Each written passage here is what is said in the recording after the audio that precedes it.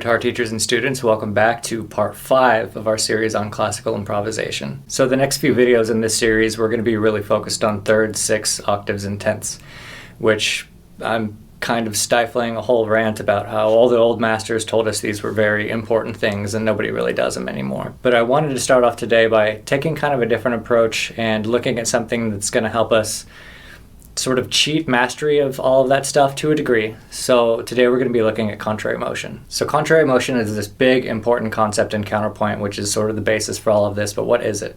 So contrary motion is just the idea that when low notes are going up, high notes are going down. And together that would be.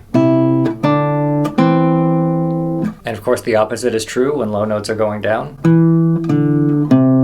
high notes are going up. So together that would be. So how can we use this? Well, there are a couple ways. So today we're going to be basing everything off of this contrary motion pattern.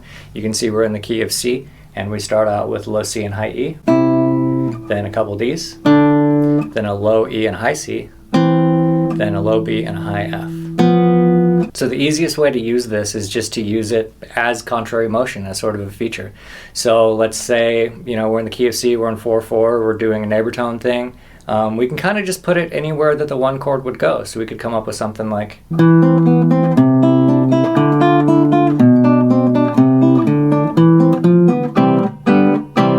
The next step with this would be really taking a look at what each of these pairs of notes could be.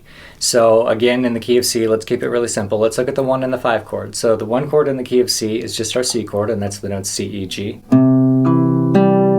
And then our 5 chord in the key of G is G7, which is the notes G, B, D, and F. So taking a look at our pattern, these first two notes, the C and E, well, that fits into our 1 chord, the C, E, G. And then the second two notes, these two Ds, they fit into our 5/7 chord. So the 5/7 was G, B, D, F, and we got two Ds. And then we have the E and C, which are going to fit again into our 1 chord, the C, E, G. And then we have the F and B, which are going to fit into our 5/7 chord, the G, B, D, F. So once we got that figured out, the easiest thing that we could do is just turn all these into arpeggios. So lucky us, G is in both chords and it's an open string, so we can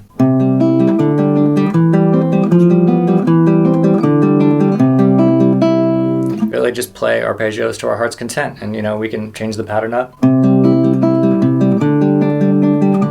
Whatever you need to do. So this would be a good place to pause or rewind and make sure you're following everything so far. And it's also an opportune time to pitch the worksheets. So this week's worksheets are going to give you this pattern in all of the most fashionable keys, of course with space below for you to have fun with. And I have another set that comes with it that has a different contrary motion pattern. So I will tell you that there are many, many, many contrary motion patterns. It's a good idea to develop the skills to be able to work them out on your own and figure out what chords they would be, etc. But I do think there's value in just putting another one out there for people that want to have at least one more example before they go and try to figure them out on their own. Links for those are in the description. So back to the video.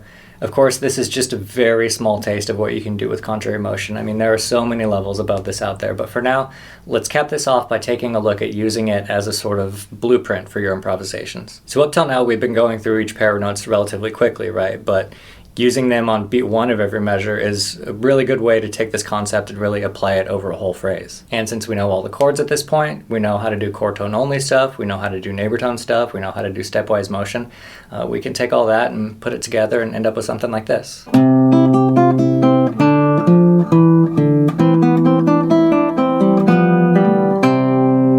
And that's contrary motion.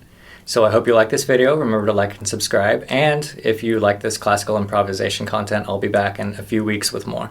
So stay tuned for that. All right, take care.